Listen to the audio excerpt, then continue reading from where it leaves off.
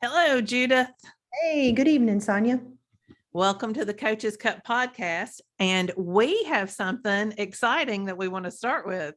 We do. So if you're listening to us in the car, pull over, get a pen and paper out. This is important. Next week is our 100th episode. What? I know. I don't know how it got here, but here we are. And we decided that we would love to answer viewer questions for that episodes. It would be so fun to have y'all write in, DM us on any question you have. Yeah. Personal coaching. Mm-hmm. What else? How I did on my race. No, I'm going to tell y'all how I did on my race anyway. Yeah. But like where we live, how many kids we have, personal, I don't know. You name it, we'll answer it. Mm-hmm. How's that? So if you want to have your question answered next week for our 100th episode, DM us on Instagram. You can DM me at Sonya, SONYA _green coaching. And you can DM me. I am Just Judy, JUSTJUDIE on Instagram. Yes. Now, please have those DMs into us by Sunday, May 8th, 9th. Oh, that's Mother's Day, May 8th. Yes. Sunday, May 8th. Please have them in by midnight, Sunday, May 8th. Or do it right now while you're listening to us. Like I said, just really quickly send us any question you've been dying to know about us, and we will be happy to answer it as we celebrate our 100th episode. So that's almost, 104 will be 2 years dead on. Wow. Right? Yep. Right? 50. Yep. 52. Okay. Yep. Because we started recording episodes about the 1st of June. Mm-hmm. And here we are. Here we are.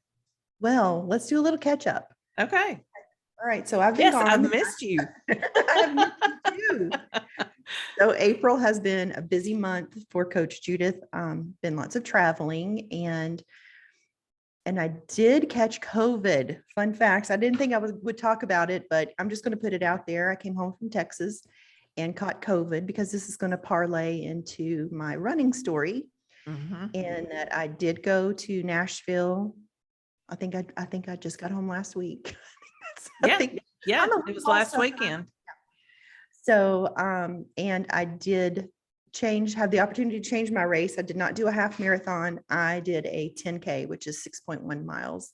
And I did complete my race. I did get my medal and reiterate at the end, right? This is the first race where I've had anybody waiting on me at the end. Seriously. It's the first one. Yes. And my husband and a very good friend were both standing at the finish line for me. I love that. I don't know what I think about that. Usually I don't know. It was very nice. It was very nice. Good. And you weren't the last person. I was not the last person. Although it's so funny. This is important to talk about, right? Because, we all have that fear. We all have human brains. Yes, right. We do. So there were like 2,000 people in this particular race that I did. I think there were like 10,000 in the half marathon. So I'm super excited that I didn't do that. Yeah. But I did do the math in my brain because I was like in the bottom 60 out of 2,000. So, but I still had pretty good time for having COVID. Yeah. And 5-week training plan that was really about 2 weeks. Listen, if ever there was a person who had an excuse not to do a race, it was you, and you didn't fall to any of those excuses. No, I did not. You honored your plan. You honored your commitment. And how did that feel? It feels good. I mean, it's so funny that you're saying, because I haven't really thought about it. Because like this is who I am. It's what I do. Right. So it just feels very natural. Like, yeah, this is what I do. So. Yeah. No, but that's the goal, right? I mean, that is that same feeling is available to every single person listening to us. That's just what I do. That's just how I roll. That's available to all of us if we practice keeping our commitments. Yeah, I understand what you're saying. I think I'm having a moment here just listening to you talk about it. Because it's just what I do. Yeah. I don't even know how to It's second nature to you now. I know that's what I'm pointing out. I mean, Okay, thank you. there's a point where we just don't think it's available to us to have that, to just take it for granted. And you have followed up on your commitments for so long that you just take it for granted. That's just what I do. That's how I roll. Yeah, Yeah. I am pretty good at commitment. Okay. Yeah, you are pretty good at commitment. Good at that. Yeah. All right. Well, even though we talked about that, that's not really our topic for today, is it? It is not, but hey, have we talked about that, Sonia? Commitment. I know we probably need to, we should have, if we had thought about this beforehand, that would have been our topic. But instead, we're talking about toxic positivity. Mm-hmm. Mm-hmm. Tell us what that is, Judith. Well, all right. So toxic positivity is forced positivity. It's when it sounds on the surface, it sounds innocent enough, but it's when you go through a difficult situation or someone else is going through a difficult situation and you don't meet that person or yourself. This can also be done to yourself. Yeah. We don't acknowledge the real feelings and you gloss over, and you get so accustomed to glossing over with this false positivity because feeling the discomfort of someone else's feelings and feeling the discomfort of your own feelings is too much. And usually these are going to be negative feelings, right? Yeah. How'd I do? Did I hit on all the topics? I think so. I think you hit them all. It's, when I think about having to put a positive spin on just everything. Right. And it's a topic that hits me because it's one that I have felt, I practiced it a lot in my youth.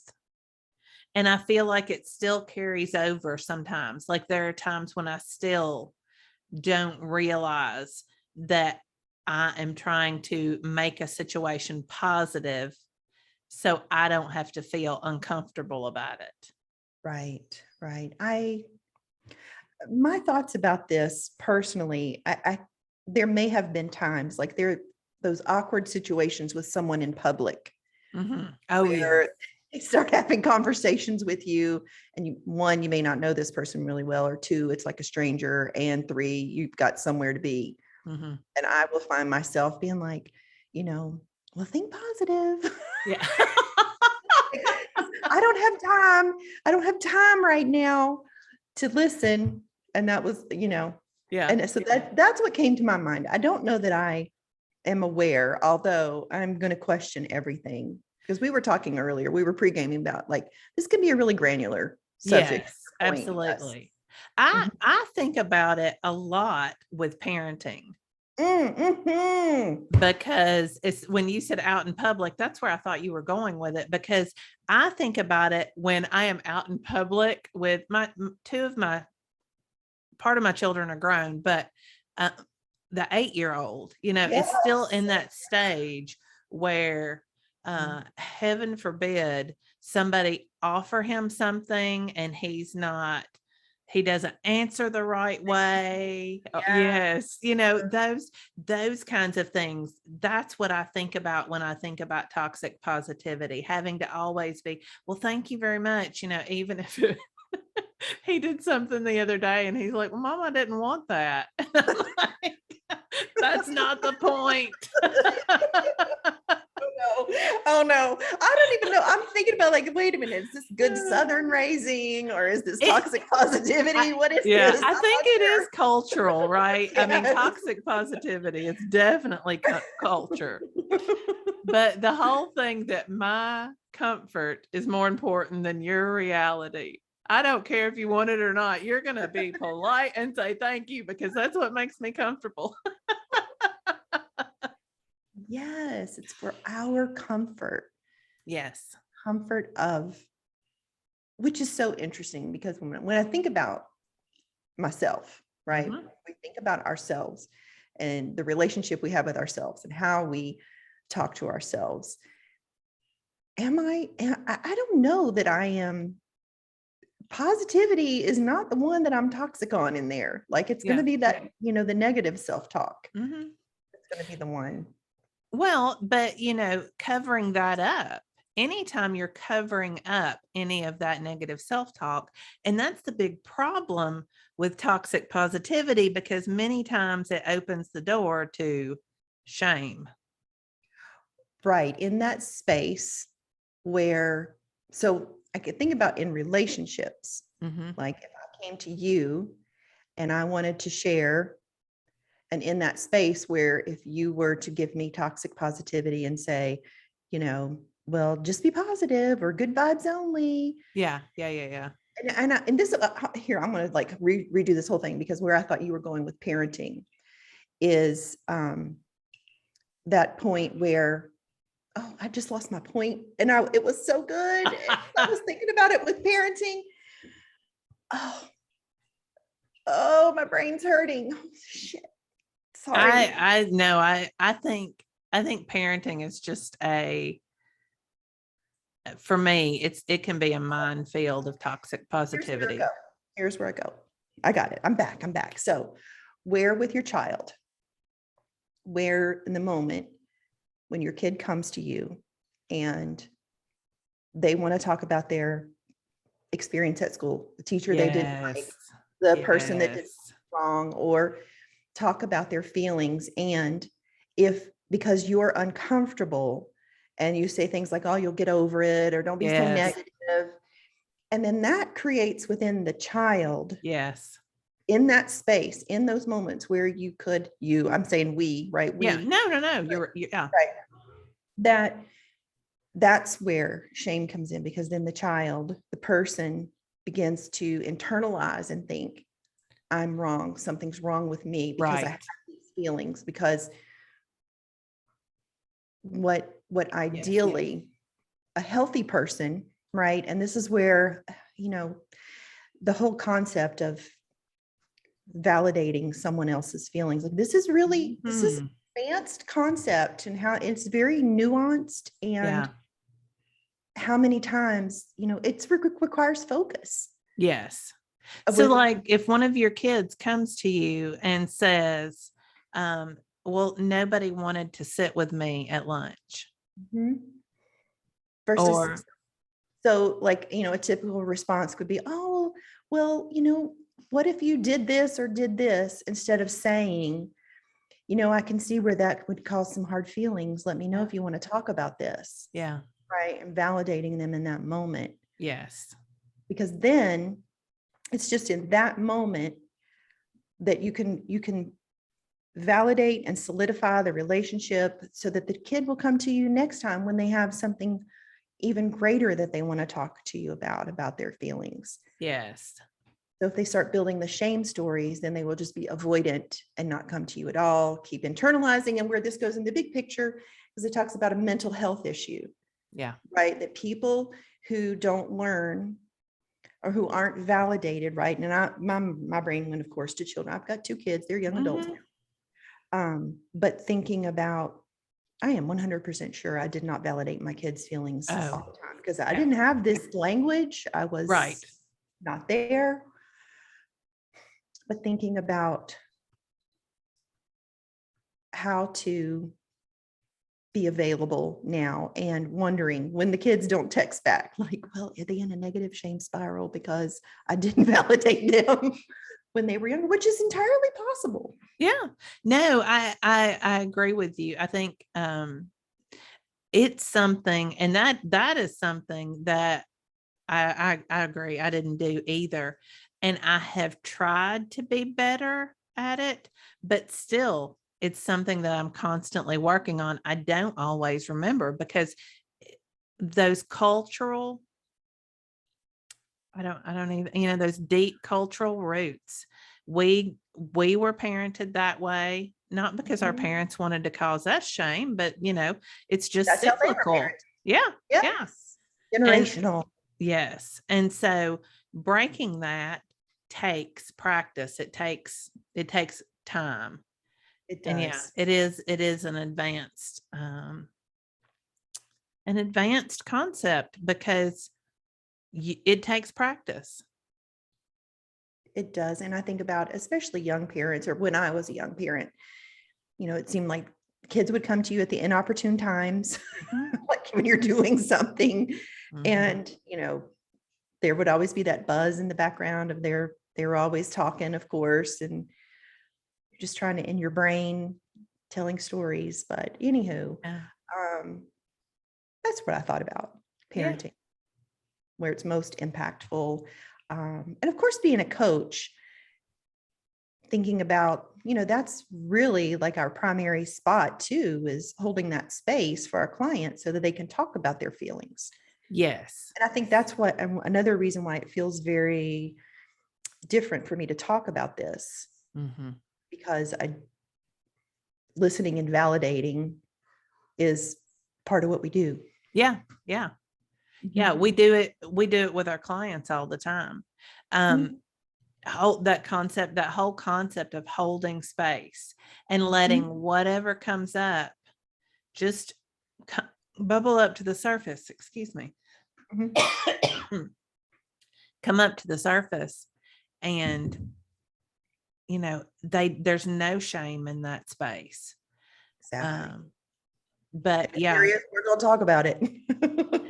exactly. We're gonna push and poke until you talk about it, until it comes up to the surface. Mhm. Um, and Susan David is somebody that we've talked about before, and she talks a lot about toxic positivity. And she talks about how one of the reasons that, well, part of the cultural issue is that we even categorize emotions as positive and negative, Exactly. and that we can't just say emotions are emotions. Emotions. Right. Yeah. Right. And did she exactly say why that is? I mean, but here's the thing. And that's even more advanced Yeah. Yeah. Yeah. concept. Yeah. Yeah. That's a topic for another day. But we Like, do label and box categorize things. And right. that's why we feel like we have to be positive, because negative is bad, positive is good. And so Mhm. that's why there's even this push for it. Mhm. And I think too about in social media, where people only give the highlight reel Uh-huh. of their lives, right? The curated, only positive and the perfect pictures. And maybe it's even some influencers that, with the perfect kids and the clean house and all that, Mhm. to the rest of us with the dirty house, with maybe some low self-esteem and some shitty stories going on in the head, Yeah. that seeing images like that, right? That visual toxic positivity, if you will. Yes. Yeah, it's easy to believe that that is reality. Mm-hmm. Mm-hmm. And if I believe that's somebody else's reality and my reality is different, then shame has a wide open door to walk through. Shame. Mhm. Well, I was listening to Susan David I think on Brene Brown's podcast, and she talked about how even gratitude journals can be tools of toxic positivity, Right. because it's all about, do I think I'm supposed to be grateful? Is the Mm-hmm. gratitude coming from something I should feel? I'm listing all these things that I should be grateful for, rather than exploring the fuller emotion.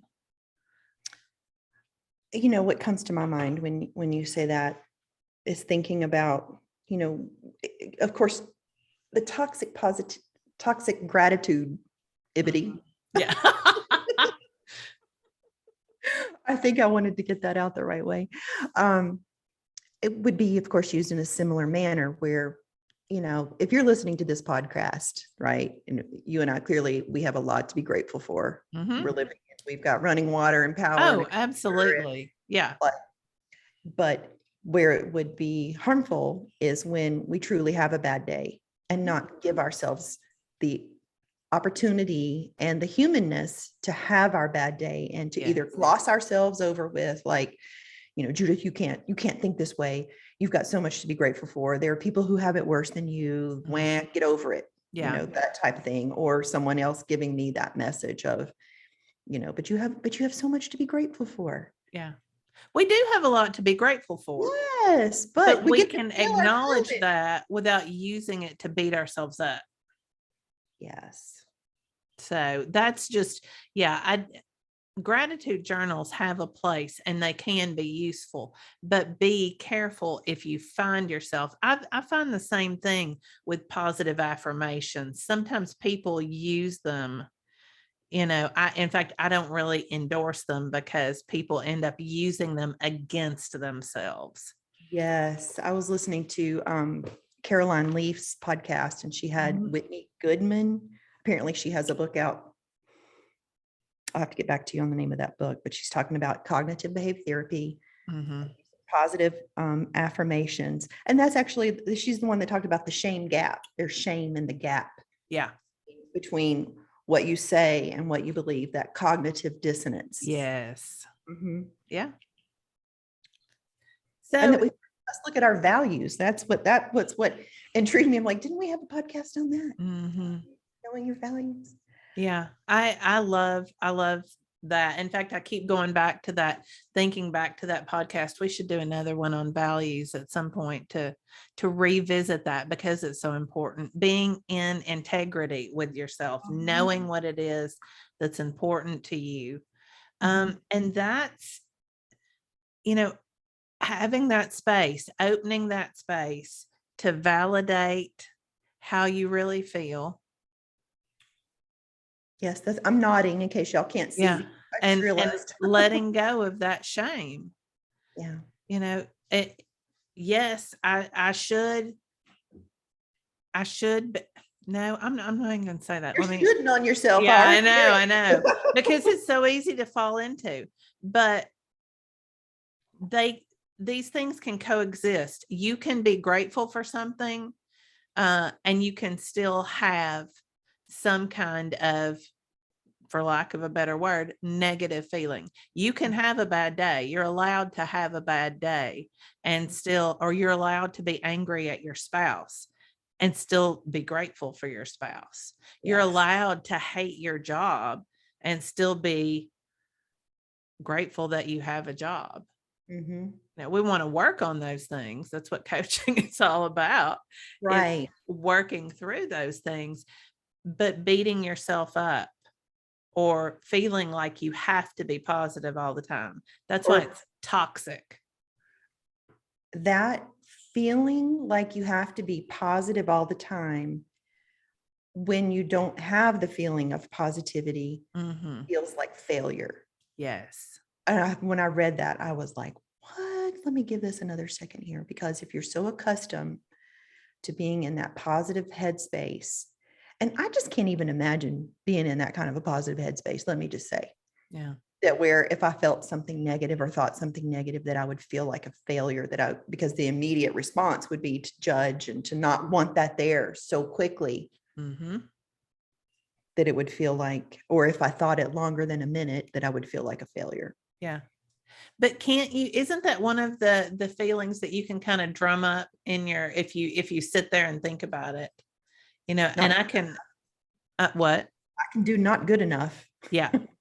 Yeah. I mean, it's one of those that it has a feeling, it sits in a certain place in your body when you're trying to be positive through something, but it's really causing you a lot of discomfort.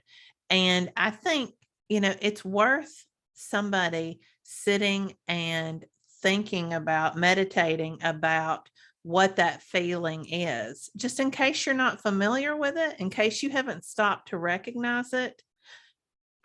I've told you on the car before, I practice negative feelings, but one of the reasons I do that is so I recognize it when I feel it.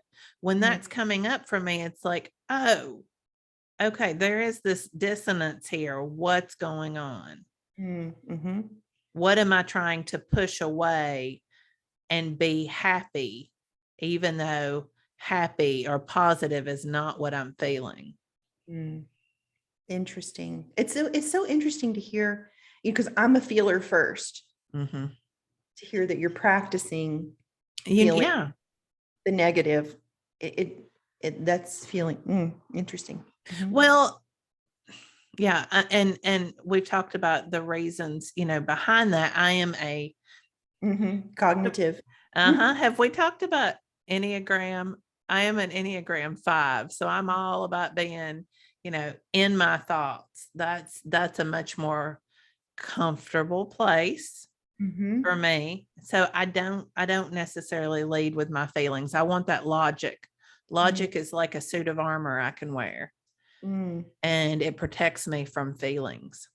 mm. So I practice taking off the armor and feeling it so that the next time there's that little stab, I know what it is. Yeah. Interesting. Because I practice probably the opposite of that, and that is armoring up. Yeah.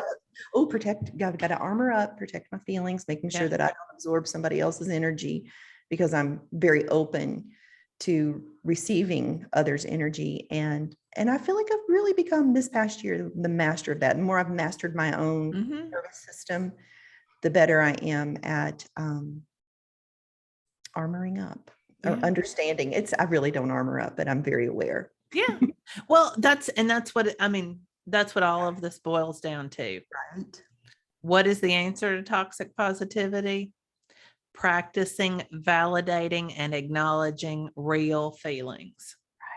50-50. How many times when we were reading about this, it came up for me. I'm like, well, there it is. Yes. 50-50. This is what we learned. Brooke gave us the cheat sheet to so many things. She's simplified so much. Yes. Yes. I'm looking around. I have 3 different pages I've made notes on, and I have 50-50 written on all 3 of them in some spot. 100%. Yeah. It's the human experience is meant to be felt. We are meant to have our feelings. And the more we practice feeling them, the more we understand them, the better relationship we have with them, the more at peace we can be. Because when we understand them and allow them and not avoid or resist, Yeah. then they pass right through. Yeah. And I want to, we alluded to this early in the podcast, but I want to come back to this. The other thing about this, and this is really the higher level, you have to be practiced to do this. But the real way to solve this also is to look at our emotions as signposts and understand, dig deep to really figure out what the feeling is, to get granular, because we like to throw around emotions like stressed or overwhelmed. So true. And yeah, go ahead. I coached 3 clients yesterday, and it was on stress. And my words to them was, you need to come up with other feelings besides stress to figure out what we're working on here. Like stress is That's a catch-all. It's a blanketed statement, right? We just toss that out like a fish net and just pull it all in. But we've got to see what we're going to catch in that net to know what we're working with. Absolutely. Mhm. And so if you are somebody like me who's not practiced at feeling feelings, just figuring out that you have negative feelings may be a shock to you. I am like, I cannot imagine not feeling like it's so wild. No, I went through at least 45, 46, 47 years of my life thinking I never had anxiety. Oh. And then I found Corinne, I found coaching, and I realized I have just as much anxiety as the next person. I just stuffed it down with food. Mhm, mhm. And so, I had to start, I feel like I had to start at a more base level than you or somebody who leads with their feelings, because I was very much in the average. I had three: happy, mad, and sad. Mm, okay. So those were my three. And so that is the work now, is really digging down and figuring out, I'm not just overwhelmed. What am I? Where is that coming from? And so that's the work that for some of us is more challenging than for others. But either way, it can be done. Yeah. We need to talk when we hang up. Like, I've got a question for you. Okay. Remind me. Okay. Maybe Um, we can answer it next week. Right. Well, and there's right, maybe. Well, there was something else I came across, and I wanted to mention that I came across in the readings that about the self-improvement cycle. And I Oh, thought this yeah. was super interesting in the vein of toxic positivity. Yes. People, how you're in that cycle of thinking that you need to be fixed on everything, that you're just, and I may have come across a person or three in my coaching where there comes a point where things are very solved, and maybe even in my own self-coaching, Mhm. and realizing, like, I don't need to fix everything. There just comes a point where, when you realize that life is not perfect, let's just have fun. That Yes. people getting stuck in that self-improvement, thinking that there's always one more thing to fix, one more thing to fix. And I think that kind of goes into the toxic positivity Yes. thing too. Yeah, and we should have led with this, because that's what so many people who don't understand life coaching, that's what they think it's for.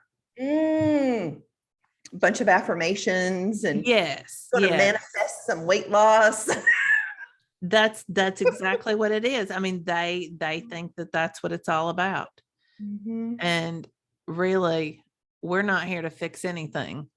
We're Mm. just going to show you your thoughts and show you how those lead to your actions, get you your results, and you get to decide if you're going to stay in them. I mean,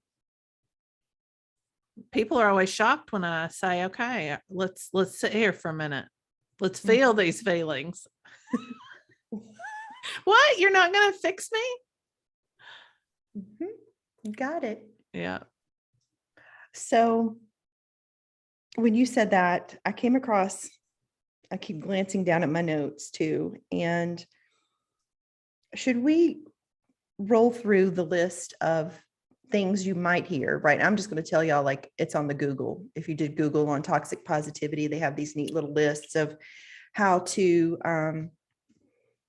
oh, sorry, my computer's doing wild things here. How to, what to say to someone and how to validate someone if they came to you with a problem, and how to put a twist on that. Yeah. You don't have to give me a second here though. Well, Uh, I've got a couple here of things that you can say if you want to practice. yes, thank you. Mhm. Yeah. If somebody comes to you, if you're, whether it's your child having a bad day at school, whether it's a friend, um, and regardless of the situation, you can tell them, wow, that must be so hard. Mhm. And stop there. Mhm. Resist the urge to fix it after that, because that's the thing. Sometimes we can say, wow, that must be really hard. Have you tried? Yeah. My favorite one right now is it's okay to not be okay. Yeah. It's okay. And then you stop. Mhm. I'm sorry you're going through this. Mm, yeah. It can be difficult to see the good in this situation, but we'll make sense of it when we can. Yeah. Yeah. Is there anything I can do to support you through this? Mm. Oh, when you said that one, so much of the toxic positivity and the feelings, like, I came across was grief. Yes, absolutely. I think we are culturalized to not help to understand grief. And when people are experiencing grief, and I think about my mom had a lot of grief, and she it was hard to be around her, especially when she had dementia, that repeating of the grief, because she lived there. And just how impatient other people could be. It was hard to hear her. And people would say thoughts like, well, you've got 3 other children, when she lost the oldest daughter, and trying to divert because they were uncomfortable. And Yes. it just made me super sad for all of us who are hurting and just wanting to be heard by someone else, and the value that just listening to someone, you listening to someone, or someone listening to you, you just never know the value of just having your heart open and listening to someone and saying sentences like this, how healing that could be for someone. Yeah. And then stopping and not trying to fix it. And I keep coming back to that because I'm a fixer. So that's important for me to hear. And I want other people to hear it too. If you're a fixer, all you have to say is, how can I support you through this? That must be so hard. And that's it. If they offer something, then of course, if they say it would really be helpful if you could call me later this week and just check on me. Absolutely, I can do that. But don't feel like you have to offer a solution to their pain. Just be with them in it. Sit with them in it. And if you're experiencing grief, and if you're someone who might be doing, you're new to thought work, knowing that this would be like you have your unintentional model, and then wanting to throw in that a new thought and think that you can just swipe right over into there and that you should feel better. Doesn't work that way. This is exactly what we're talking about. You have to feel the feeling. You have to be with yourself and allow yourself the human experience that is toxic to yourself, to thinking that some positive affirmation or some thought switch is going to make you feel better. Yeah. If the word should appears anywhere in your thinking, that should be your big. Yeah, it should be. I know, it's funny. That should, see what I did there. All right. I think it's time to wind it down. Okay. Next week, once again, we're going to come back for our 100th episode. We want you to send us your questions. What do you want to know about Judith and Sonya?